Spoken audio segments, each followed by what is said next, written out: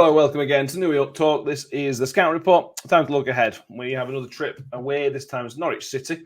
Probably another defeat, but we'll come to that in a minute. We have Adam from the Pink and joining. How are you doing, Adam? Yeah, good, thank you. A long journey back from Middlesbrough today, so I'm certainly feeling it by this time of the evening, but I'm looking forward to, of course, a big game on Saturday when we face you guys. Absolutely. Let's go back to the first meeting in August or September, whenever it was. It feels like an age ago now. 2-1 victory for us on the day, one of a few victories. It was a surprising result. Surprise is understatement because Norwich had an incredible start to this. I think you've won all the games prior to that. I was talking about the game itself, but how did the team respond? Did the team respond okay to the defeat, or did it drop off in form after that? Yeah, I think as the game before that, we played Huddersfield away, and our main target man, Josh Sargent, who I think anyone that's following the Championship in recent months will realise how crucial he is to our side and the sort of goal-scoring form he's in. He picked up an injury, and we came to you guys on such a good run of form, but he was such a key part of that. And I think we probably struggled to adapt. We then had to kind of throw Ashley Barnes into the mix. And I think we had a striker on loan from Korea then. He was at Nottingham Forest, a Korean international called Wang, who didn't really make the same impact either. So it was a difficult day at the New York Stadium. We never really tend to do particularly well at your place, actually. No. You've got a pretty good record against us. We struggle against kind of maybe sides we should be beating away from home. So that kind of maybe put that in that kind of box and thought, okay, let's see how we kick on from here. A few good victories the other side of that. But then the October-November period was really grim. I think it was 7 defeats in 9. We were tumbling down the Championship table. Looked like we were going to be more in the relegation mix come the end of the season than sort of the pushing for the playoffs where we are at the moment.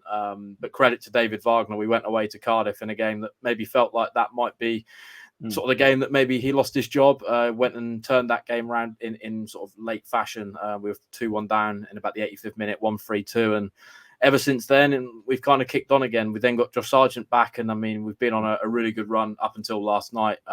So it feels like the season's turning, which is, of course, positive from our perspective. It felt like it was going to be a pretty torrid end to the campaign. But, looking forward to now what unfolds in, of course, the final 10 games. Talking about David Wagner, I like David Wagner, but he seems like he can be spiky in interviews, but I think he's also good value. How Norwich fans still, actually, maybe close to his job in the season. Norwich fans feel sort of happy where they are with him at the minute? Yeah, he's in a sort of difficult place, I'd say. It's one of them where I feel most fans probably think he's not the man to take us forward past the end of this season.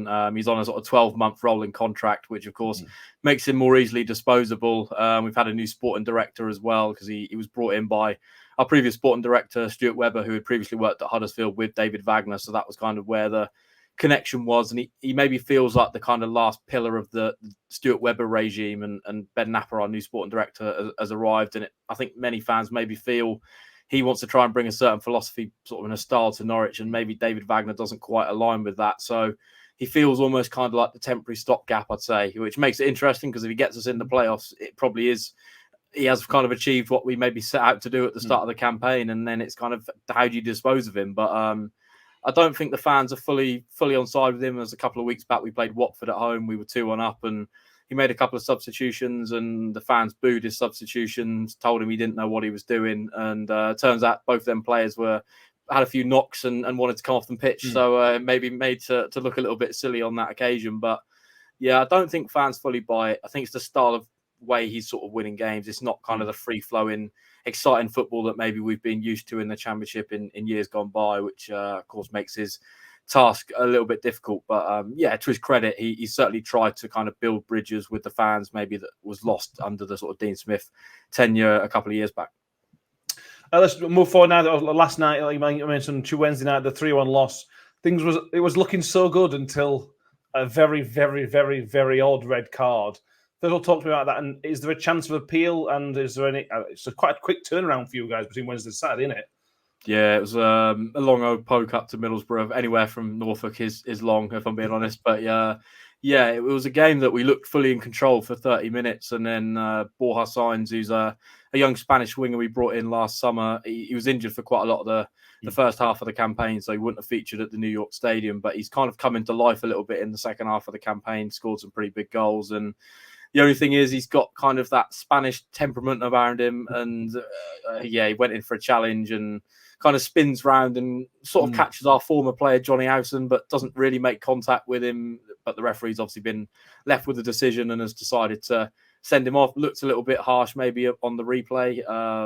Kind of killed us, I feel. As soon as we went down to 10, we capitulated. But the club have announced this afternoon that we are lodging an appeal to try and get that overturned, because it would be a 4-game suspension, because he's already been sent off once this season. So that adds an extra game onto the 3-game suspension, which thankfully for us, he actually comes back for the return East Anglian derby at Carrow Road. So not the worst scenario, all being in that sort of sense. But the bigger issue is that we've got a lot of wide men out injured at the moment. Jonathan Rose, of course, been such a key player. He's out injured at the moment. Ono Hernandez is another wide man, broken his foot. So we're a little bit light in the wide areas. So to lose another one to suspension is a bit of a blow. The 10 games left, or whatever it is now, a couple of points outside the playoffs. What are the chances? We're talking up August. There's maybe one spot, maybe two, but really one up for grabs. Do you think this will be a playoff season? I think it depends on sort of if Norwich can turn their away form. Their home form this season, I think we're about 5th in the home form table. We're unbeaten, I think, in the last 10 championship games at Carrow Road. A lot of them have been wins as well against sides that are sort of in and around us. But the away form has been poor all season. I think we've only won 3 games away from home, and a lot of them came earlier on in the campaign. And that's where the challenge is. I mean, we've had recent away games at Blackburn and QPR, the sort of grounds where if you want to try and be in the top 6 mix, you probably have to go there and get a win. We only drew in both of them games, of course, lost last night as well. So that's probably where David Wagner sees the challenge. He needs to get the points on the road, because I think at Carrow Road, they've got some pretty favourable games, which, you'd back them based on the home form to get the results they need. But it's all in that away form, and of course they need the sides in and around them to sort of drop points. Although I think a lot of them kind of play each other, where Norwich have seemingly played quite a few of them, so they've got a fairly nice on paper looking fixture list going into the last 10. Talking about a few players, you mentioned Josh Sargent. Is there anybody else who we should be looking out for? It's got a decent squad, to be fair. Yeah, there's a few. I'd say Gabriel Sara in central midfield, the Brazilian. He brought him from Sao Paulo last summer. Dean Smith didn't really get the best out of him.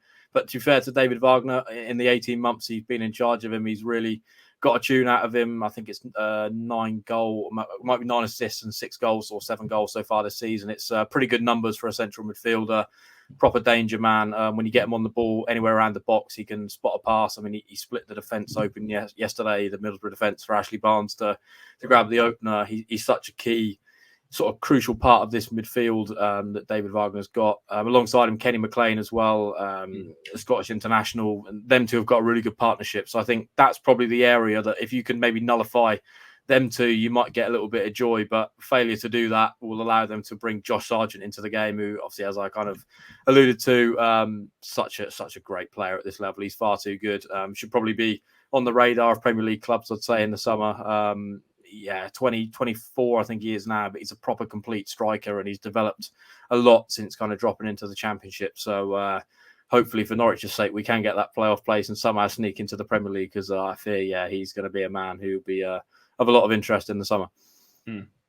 Let's finish on a prediction then. Obviously our away record speaks for itself, and your home record, like you mentioned, is very, very good. What do you reckon for Saturday? Yeah, I kind of have this awful fear in my head, because I think you lost 6-1 at Stoke prior to playing us last time. So you had a heavy defeat and then you went and beat us. So that's playing in the back of my head, which I don't like. But I think given what's on offer for Norwich, maybe on Saturday, I think Hull have got Leicester, which, depending on the outcomes of certain games, Norwich could be in the top 6. And I think that's kind of that incentive there, that carrot almost dangled in front of you, to say, look, go and get the result you need. So I think with that and kind of the fortunes of the two sides at the moment, I'm swaying towards a Norwich win. So I'll go 3-0 Norwich. I think that would be my gut feeling, but could easily foresee a situation in typical Norwich fashion where you come and do a job on us. Yeah, I'm glad you can, because none of us can. Thank you. We'll put the links to the Pinkin in the show notes. So anyone wants to check out some Norwich stuff, go and have a look there. Thank you very much, Adam. Appreciate it. Make sure if you are listening, watching, make sure you subscribe on YouTube and like the video as well. And we'll see you all next time.